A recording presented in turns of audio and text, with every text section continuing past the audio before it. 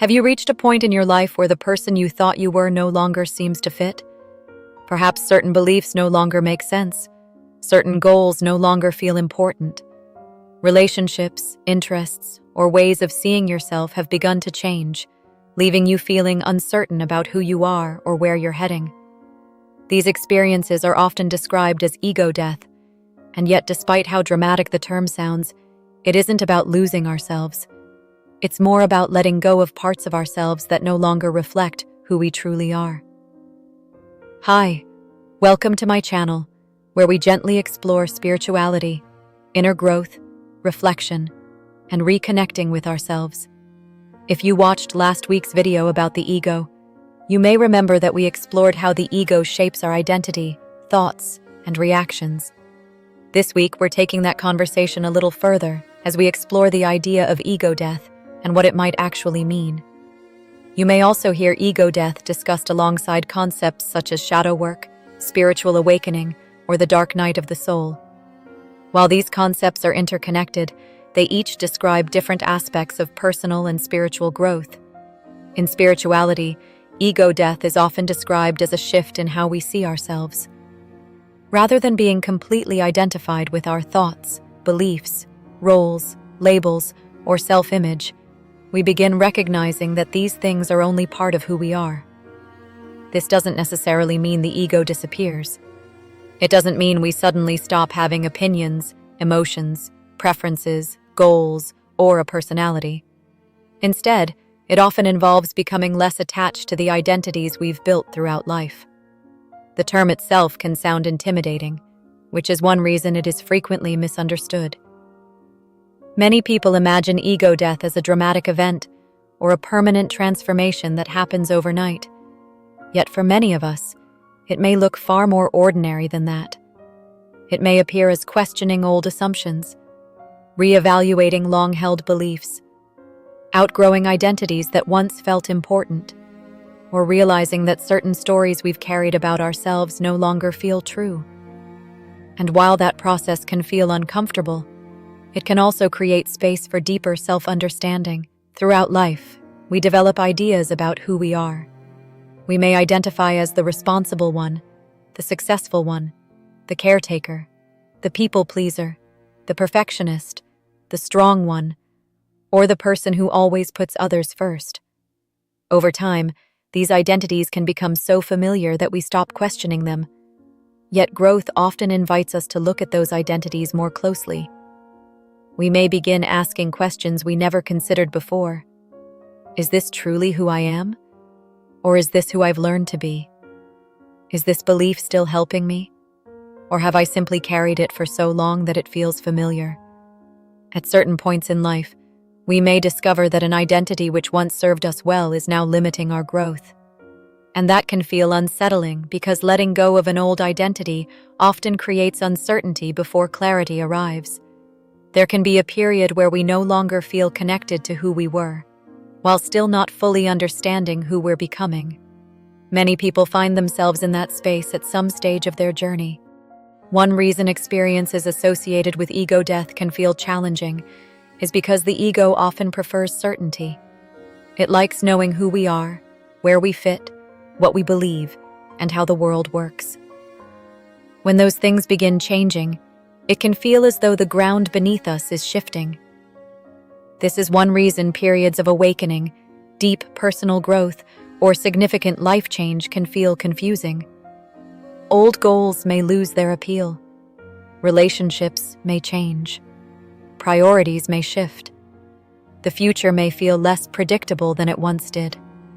Experiences such as spiritual awakening, shadow work, major life transitions, midlife changes, or even perimenopause and menopause can sometimes prompt us to look more closely at who we are and how we want to live.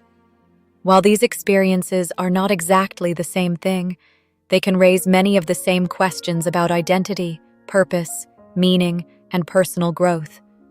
We may find ourselves reassessing priorities, questioning assumptions we've held for years, or recognizing that parts of our identity no longer fit in the way they once did. For some people, this can create feelings of loneliness, disconnection, grief, or uncertainty.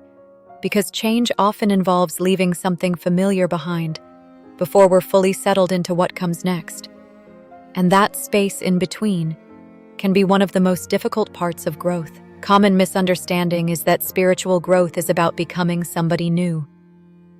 But many spiritual teachings suggest something quite different. Rather than becoming someone else, we may be returning to who we truly are beneath the conditioning, expectations, labels, and identities we've accumulated over time. In that sense, ego death may be less about losing ourselves and more about letting go of what was never fully us in the first place, like peeling away layers that no longer fit, like uncovering parts of ourselves that have been buried beneath years of habits, beliefs, fears, or expectations. This process is rarely about perfection. It's not about creating a new spiritual identity or becoming a better version of everyone else. It's about becoming more honest with ourselves. And for many people, that honesty can be both freeing and deeply healing. If you're moving through a period of change, one of the most helpful things you can do is become curious, rather than critical. When an old belief, identity, or pattern comes into awareness, don't immediately fight it or force it away. Instead, gently explore it. Where did this belief come from? Does it still reflect who I am today? Is this something I genuinely value, or something I've accepted without questioning, or something that has become familiar over the years? A helpful practice is allowing uncertainty to exist without rushing to fill the space. Growth doesn't always provide immediate answers. There may be periods where clarity unfolds gradually, and that's okay.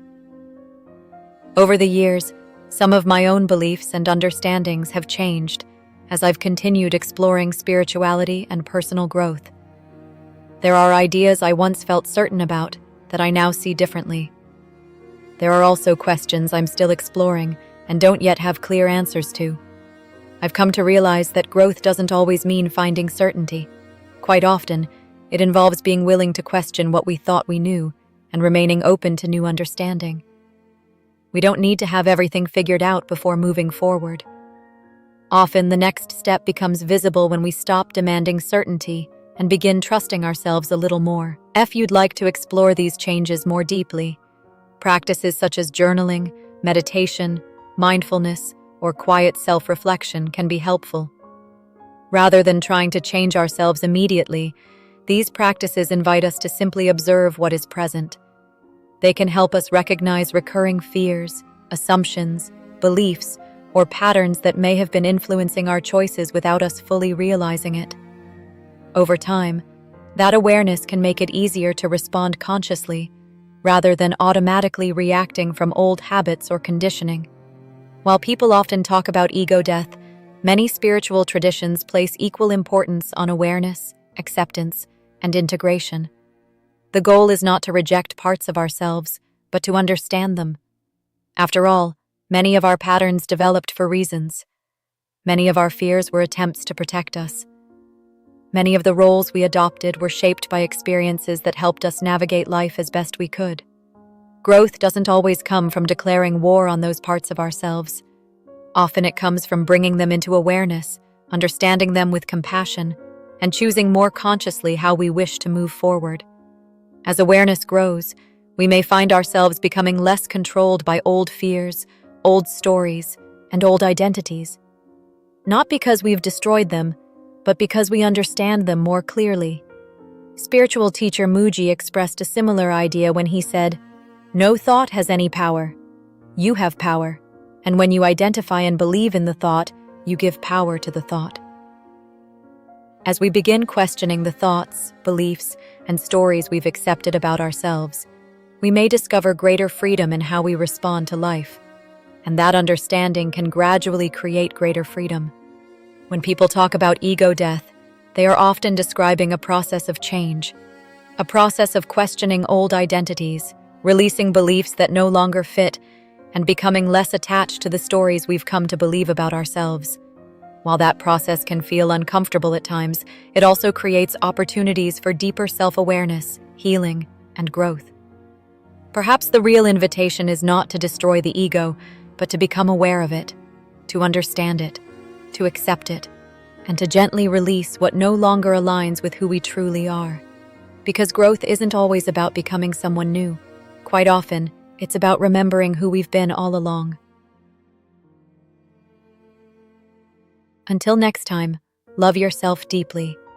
If this resonated with you, please like the video and feel free to share your thoughts in the comments below.